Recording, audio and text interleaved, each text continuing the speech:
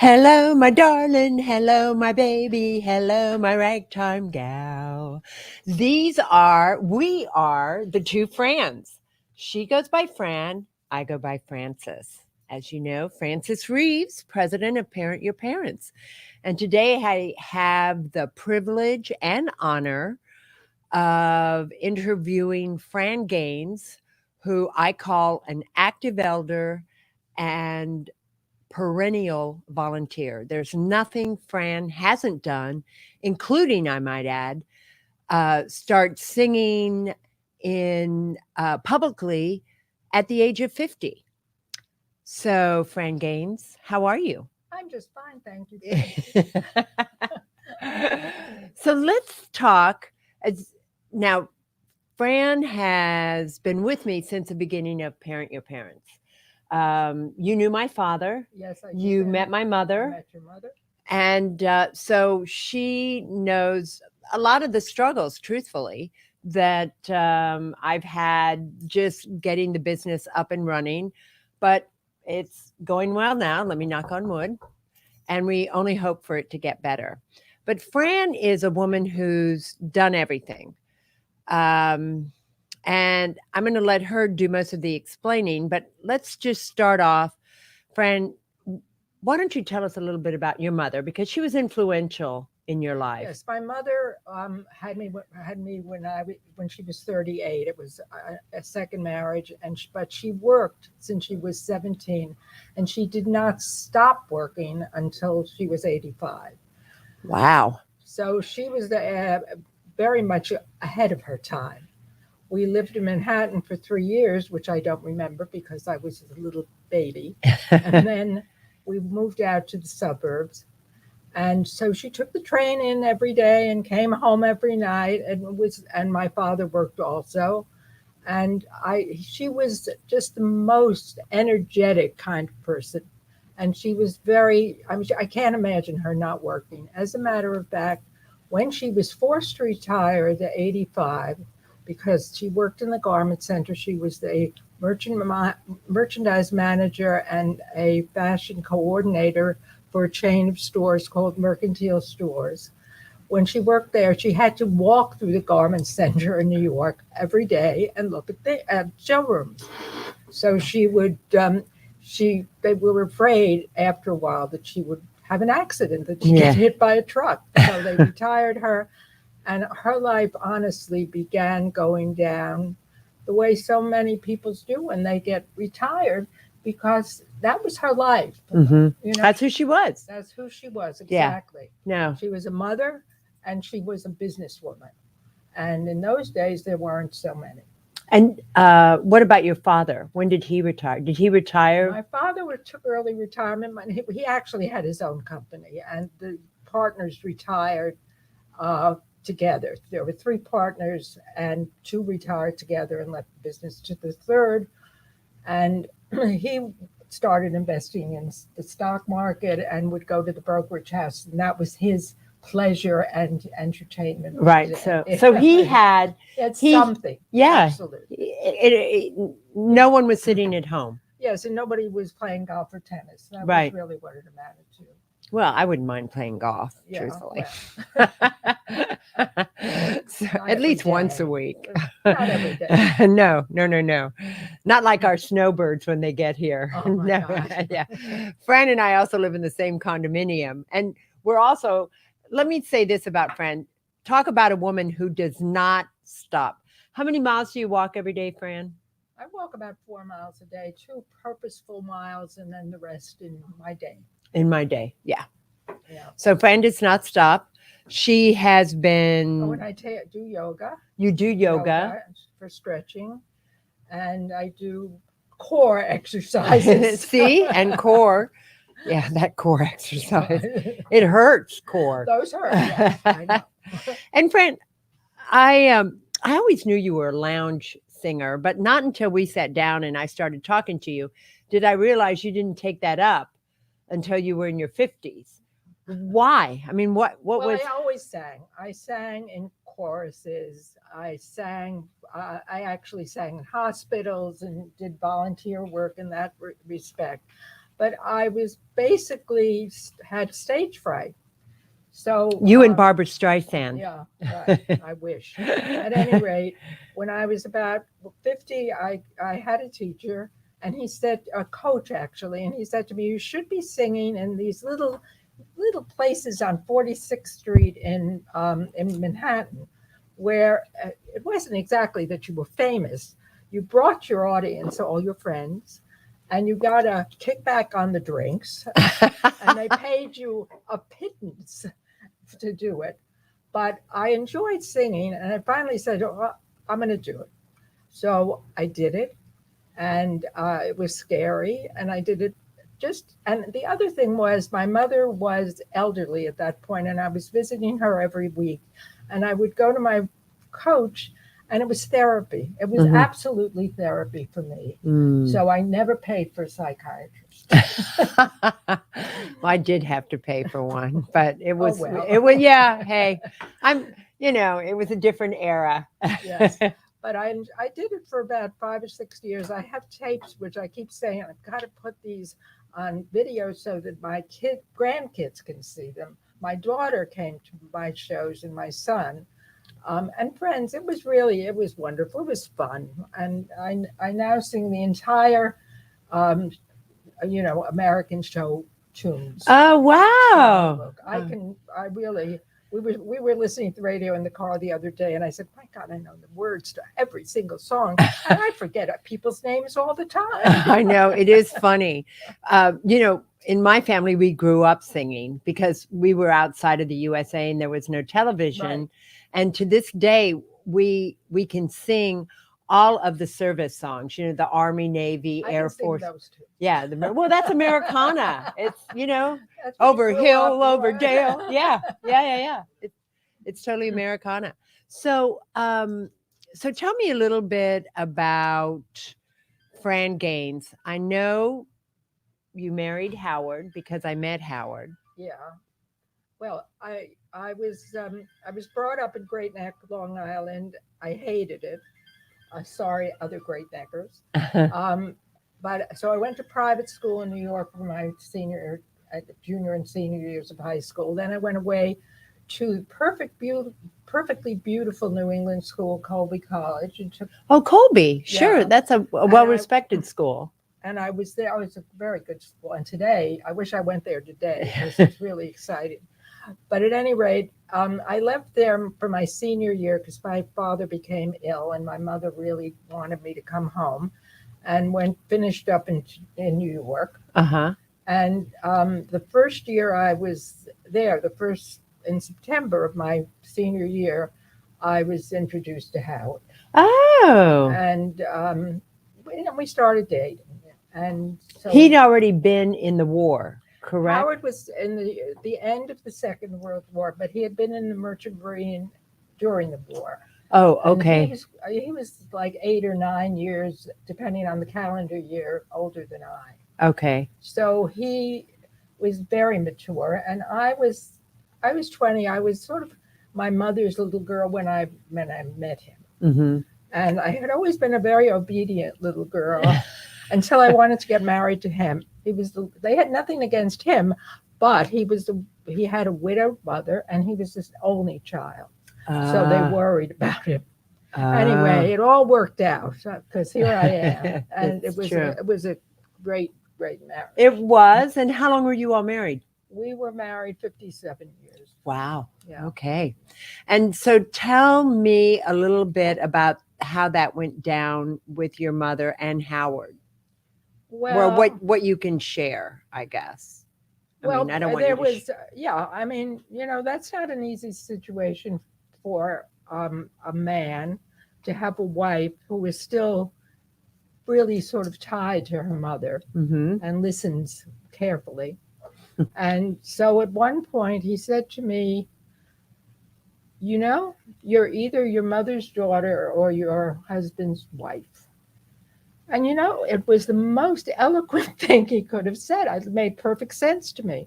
I said, I'm your wife. Don't worry, that's it.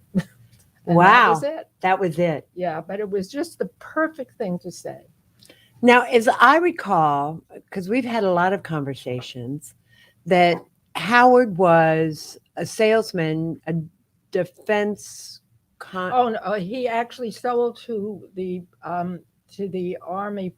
He sold to them, but sporting equipment, but it was for their use. He didn't sell, he sold it for the bases. Okay. So if they went skiing, if they were stationed in Germany, he sold skis and boots and bindings, and they would rent them Oh, on from the base, U.S. Army. so they didn't have to go out and buy them. I see. And then he Okay. sold pool tables and things of that sort, sporting equipment. Oh, okay. So and you did the books. I did the books. I mean, I said Howard was the kind of person who would turn over a letter and write on the back of it. Uh-huh. So I did the bookkeeping and etc. Okay. So, and that's how you raised your two kids, working with Howard? Well, he worked from New York City, Manhattan, for a number of years, and his accountant finally said to him, "Nobody ever visits you at your office. Why don't you move your office out here and stop paying taxes in Manhattan? Because New York City charges you if you have a business," which he did. And he made an office upstairs. We had a two-story house, and never sat in it because he wanted to be in the middle of the house. So my children have both been in sales and have done very well. And I swear they learned it from listening to their father on the phone. Exactly. Constantly. Constantly. Yeah. But he did it, if he was home and because I did volunteer, mm-hmm. and I had an appointment that I had to make, he would take over if he had to drive my daughter to the horses or my mm-hmm. son to tennis. So he was a hands-on dad. Very, very, very ahead of his time. Very ahead of his time. And of course we had dogs too, which was his passion. Oh, I didn't know that. Yeah. Oh yeah. He was an animal person, and my daughter is a very big animal person. So she has a horse, and she's had unfortunately, multiple dogs, because they've all been big and they die early. Oh, they die early. That's true. Unlike my little Darla, she'll be 14 or 15. She's fine. Yeah. So let's talk a little bit about your volunteer work. You've been volunteering as long as I've known you. I mean, when I met you the first time, and I know you don't remember this, it was when we had that little gym, and you were on where the little gym on the side of where the recreational room is now. Yeah. And you were on not the Stairmaster, No, I was never on the stair. No, what's it called? No, the thing you walk. Oh, the treadmill. You were on the treadmill reading a book. That's me. Yeah. And we struck up a conversation because I had just discovered this thing from Barnes and Nobles that held the book down while you were working out. And at the time, I think you were president of one of the boards. Of the HOA. Oh, you were president. So you were president of the Homeowners Association. Yeah. And at the same time, did you have the Giving Circle at that point, or did that come along? No, I volunteered with you for that other organization. Oh, that's how we got to know each other. We got to know each other. That's right. That was the Women's Group. Exactly. The Women's Group. That's right. And what happened was that the Giving Circle, which is a locally based group in Key Biscayne, came to me. They had just formed, and they needed somebody who knew more organizations around Miami-Dade, because their idea was women to get together, to give money together so they could give a good sum of money to an organization mm-hmm. to collect. And they needed to know more about organizations, and I had worked at that other women's at the Women's Fund. Women's Fund. That's it. It's still around. Oh yeah. And they collect money from all over, and we would go interview. Yes, we would go interview organizations, which is how you do it. You get a list, and you want to know what their mission is, and you go and interview them and see where they are, especially if it's an organization that has a building or does mm-hmm. something creative. And then you choose from the organizations the ones you think would have the most impact on. Yeah. Yeah. So that's where we met. That's right. through Women's Fund, and then then we became a bit disillusioned with Women's Fund. Yeah, it just got too big. It Yeah. was too sort of Well, commercial. It was I too don't know, I big for always me. felt I they- like to have hands on. I couldn't do anything very important there. Right. So, and then this other group of women who, incidentally, were all snowbirds, women who founded. It's true. The Key Biscayne Giving Circle. Were all snowbirds, and they came together and decided they lived here for 4 to 6 months a year, and it wasn't right to live here and not give. Right. And I said, that's terrific. And I think I was still a snowbird the first year. Oh, okay. Yeah. So at any rate, it's a wonderful organization. We don't give huge sums of money, but we give money where it really makes a difference. A little bit of money in comparison to millions of dollars, but we give to small organizations who need a smaller sum of money to accomplish their objective. And then they come back at the end and give us a report of how they spent the money. But we don't give money. We ask them what they need. We've never given cash.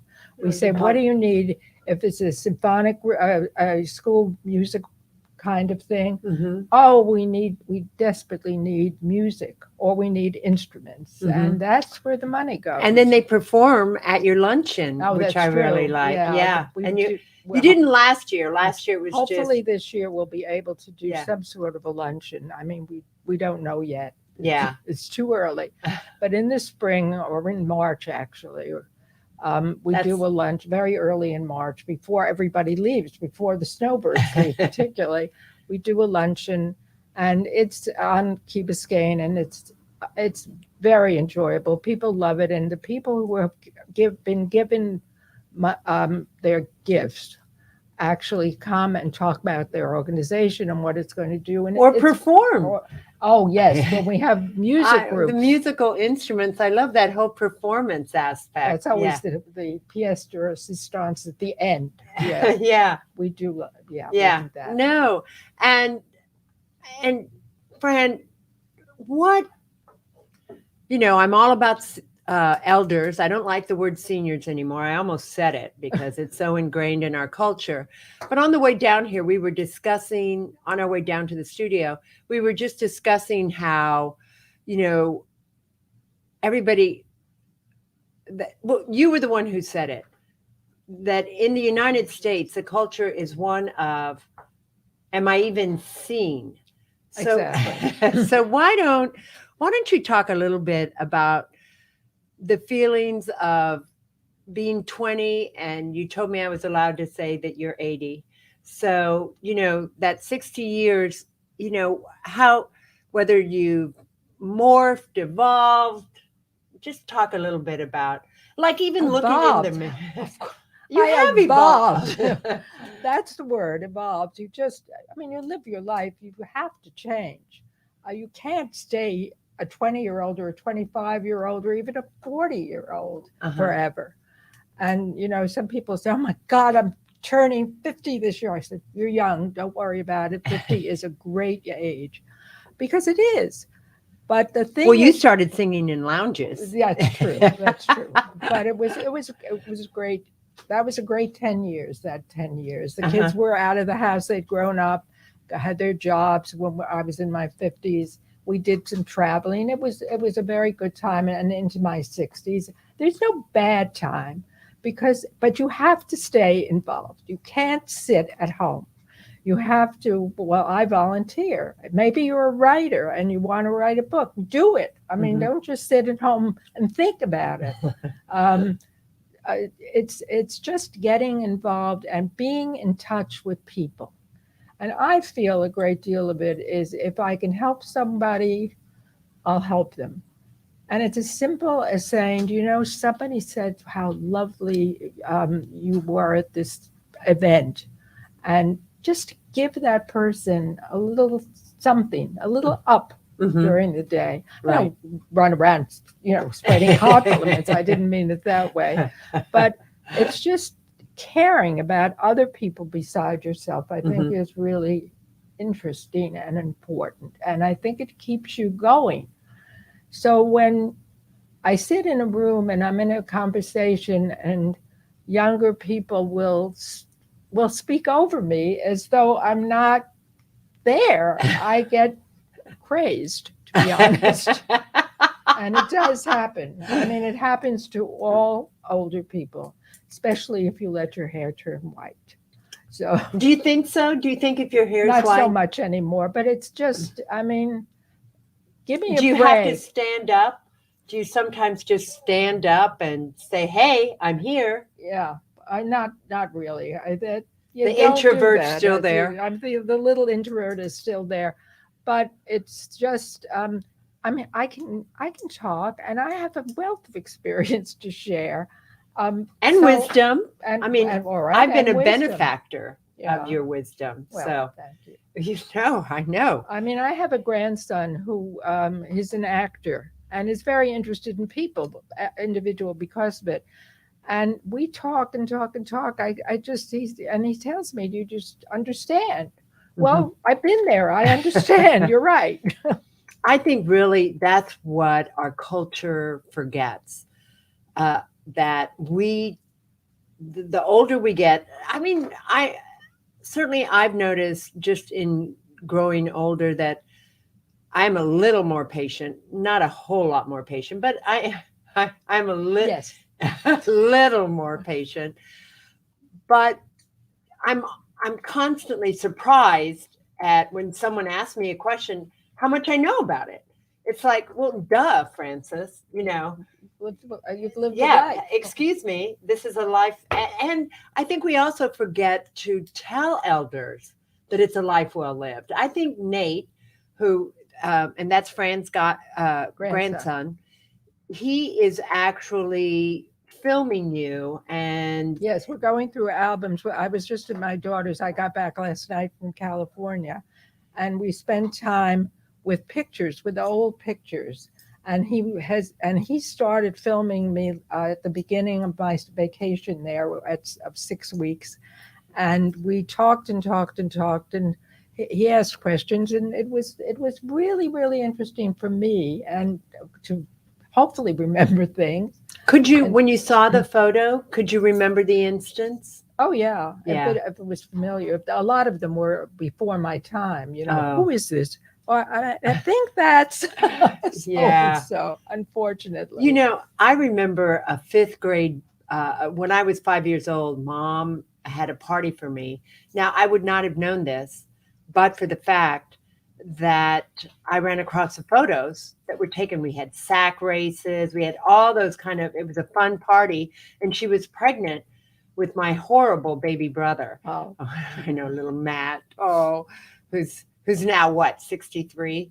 But nevertheless, uh, oops, I just told his age. I don't think he's going to be very excited with me. too bad. Actually, he's younger than that. I was being mean. But at any rate, Matt was very much I mean, mom was very pregnant, and but I didn't remember any of that party until I saw the photos. And then, And then it all came back to yeah. me. Did any of that happen to you? Oh yeah, all those wonderful camp experiences. I was not an athlete. No, and I had fun. I had fun at camp. But yes, of course, it brings things. It brings things back. Hmm. They're fun to look at. But the thing is that don't wait to do that. I waited too long because I did forget a lot. I Hmm. forgot people's names, that kind of thing. And I said, oh, I wish I had done this like maybe 5, 10 years ago. We started doing this. It would have been easier. Right. Yeah, but it was still fun. It was still productive. And so, as a consequence, as you've gone through your life, what were some seminal moments in them? My wedding. Okay. How old were you? I was just turned 22. Okay. I just turned 22. My first teaching experience because I wasn't trained as a teacher. And in those days, they needed teachers. And they had this accelerated summer program, mind you. And then you went into the classroom. And I went Wow. into a classroom with a new principal, a teacher who had left before he arrived. and he didn't know that she was the expert on difficult learners and problem children. So I had a class full of difficult learners and problem children. Oh my gosh. So luckily, I had a nice teacher down the hall who said, "Excuse me, but," and told him the situation, and they took some of the disruptive ones out, and that's how when I started teaching. Wow. Yeah, and I'll never forget that. Believe me, I will. I was ready to run home the first day. Yeah, that was. But we needed the job. And how about the kids? Well, for the kids were born, I remember. I mean, I don't remember childbirth. You don't? Well, I doped you up in those days. Oh, they did? Yeah. Oh, so you went to sleep and then You went to sleep and woke up with a baby. And Oh they my didn't God. let the baby in the room. And you didn't nurse because it was not approved of. And that, my children were born in the 60s. And Oh. it might have been the end of it, but the people I knew did not nurse. Wow. So, Okay. And to begin with, we went to the first summer that Lisa was my daughter's, who was older. The summers we went to Atlantic Beach because we stayed in a little house in Silver Point. So we had 2 years at the beach. The dogs we had, I married a collie. I wouldn't have gotten married if I had said I hate dogs because Howard, that was it. Like that movie Must Love Dogs. Yeah. So, being president of the co-op, being cooperative nursery school, being Wow. well, that was my first job. That was my first volunteer job. I sent both kids to this cooperative nursery school, which parents run. They don't teach, but you have to volunteer to be in the classroom. You do the carpooling. You set up Wow. schedules. That's a lot of work. Collect the money. Yeah. So I worked there. I had Lisa there and then Davis there. So it was 4 years or 5 years that I had my children there. And that was a fabulous experience for me. And it was the beginning of what I volunteered for. And so ever since then? In hospitals? I volunteered in the hospital to help the secretary at the desk. I volunteered, and Howard volunteered also at that time. That was after the kids were grown up. Mm-hmm. I volunteered for a program that we started, and a few of us, because the kids wanted to take lessons, art lessons, dance lessons, and it was so expensive to enroll your child in something, and then they don't like it. So we started a program in the schools on a Saturday, so that they could take it. It was very inexpensive, and they could take like 4 or 5 classes to see if they liked it. So we did that. Mm-hmm. It just through the years, all those experiences, and then having friends from the nursery school who I was friendly with today. Oh. So it's just being engaged. Mm-hmm. The seminal moments are always the moments when you're engaged. Like totally. Yeah. Yeah. So, and then coming here as a snowbird, I never thought I'd settle in Florida, but my husband unfortunately had dementia, and it was much easier to live in a gated community. And he was, so we moved here 20 years ago. Mm. And I started with the groups here. Yeah. So and then being on the HOA board, and then being on the building board. Everything. Right. No. Yeah. Fran and I also both sit on our condominium board. So we know condos. Yes, we do. We know condos. Definitely. So your Howard died 10 years ago? No, Howard died it's 6 years ago. 6 years ago. October? No, September. September. Okay. So we just had the 6-year anniversary. Yeah. So you were with your daughter? Well, Lisa had flown in when he was ill. I never expected him to die. I was already getting hospital bed in the house and that sort of thing. Oh. But he had congestive heart failure and he died in the hospital. Well, yeah. I mean, I remember visiting him. He was in Mount That's Sinai. right. Yeah. Yeah. No. So, and it was, yeah, and I think being active also saved me, and Sure. other things to think about. And of course, you're so busy right afterwards, but you just, yeah. I love my husband very much, but you just go on. You just become a single person again. How hard was that? Well, it wasn't hard because I had been doing the family thing. Oh, that's I was right. in charge of the family for for at least 10 years. Yeah, that's right. So That's right. I'd forgotten. yeah, so Yeah. that's not hard. And what you do, it was hard being alone, Hmm.